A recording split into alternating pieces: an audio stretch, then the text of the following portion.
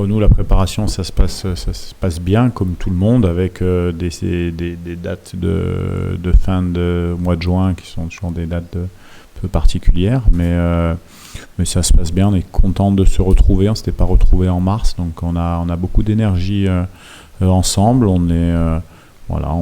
Tranquillement, on a bien travaillé, on a préparé ces deux matchs avec beaucoup d'humilité et toujours en essayant de progresser. Tous les matchs, on les joue pour les gagner, de toute manière. Après, ce qui est important, c'est d'être premier du groupe à la fin du 10e match.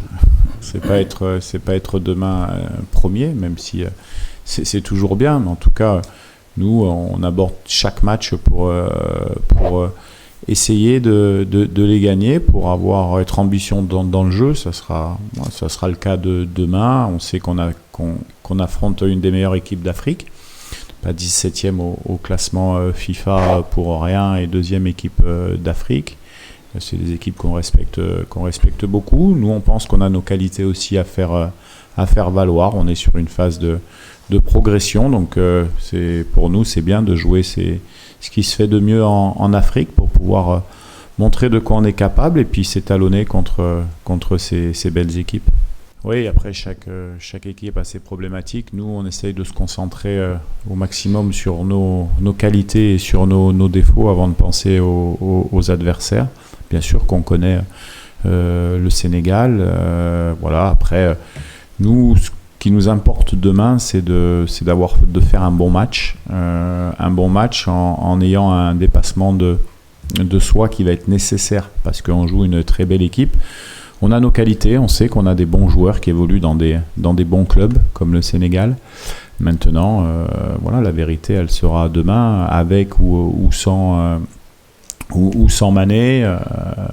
C'est vrai qu'à Nganda, je me rappelle, il avait accéléré une ou deux fois, ça nous avait fait mal. C'est pas un des meilleurs joueurs du monde pour rien, mais après le Sénégal a tellement de très bons joueurs qu'il faut rester vigilant, même avec l'absence de Sadio. Le football, c'est tous les plans qui prévaut. Là, ce qui est sûr, c'est que ça va être un match engagé, d'un bon niveau, avec une bonne intensité, parce qu'il y a des très bons joueurs sur le terrain. Après, il y a les formes physiques du match au fur et à mesure de l'intensité du match. On ne peut pas le savoir à l'avance. En tout cas, nous, on est très motivés, prêts pour le match de demain. Et puis après, le rapport de force, il va s'installer dès les premières minutes et on va voir.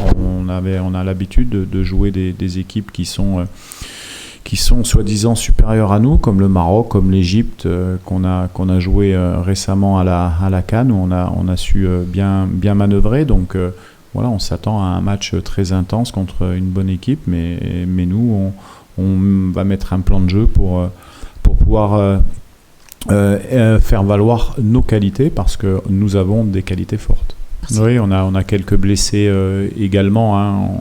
On a Cédric qui n'est pas avec nous, notre gardien également. Donc oui, quand on veut un peu de stabilité et surtout progresser dans le jeu, depuis un an, on a gagné 10 places au classement FIFA. Donc on est sur une phase de progression. Ça se fait avec un noyau. On a très peu les joueurs en sélection. Donc quand on arrive à cimenter des principes de jeu offensifs ou défensifs, il faut savoir être dans une certaine stabilité. Maintenant, on essaye toujours d'améliorer sur ce qu'on pense possible rapidement en faisant appel à de nouveaux joueurs. Vous l'avez cité, il y a Twezembe qui était formé à Manchester, qui joue à Ipswich. On a donc SND qui est le troisième meilleur buteur du Portugal qui nous rejoint. On a un jeune Noah Sadiki également, plus à 19 ans, on essaye d'anticiper aussi, de les voir, parce que c'est pas évident, mais bien sûr qu'on s'appuie sur ce qu'on sait faire, et demain il y aura pas de surprise de notre côté.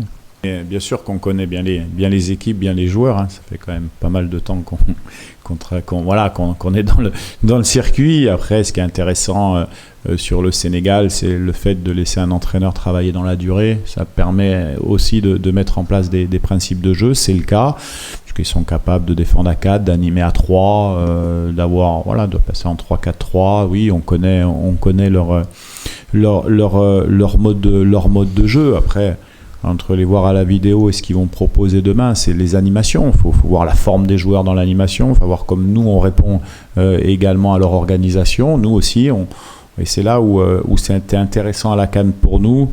Du moment où on a commencé la préparation aux Émirats, on a fait 9 matchs. C'est-à-dire 2 matchs amicaux et 7 matchs de compétition. Et pour un entraîneur, ça nous permet effectivement d'avoir de plus en plus de certitude dans le jeu, d'avoir des schémas préférentiels qu'on peut mettre, d'avoir différentes idées qui font qu'aujourd'hui, c'est ancré.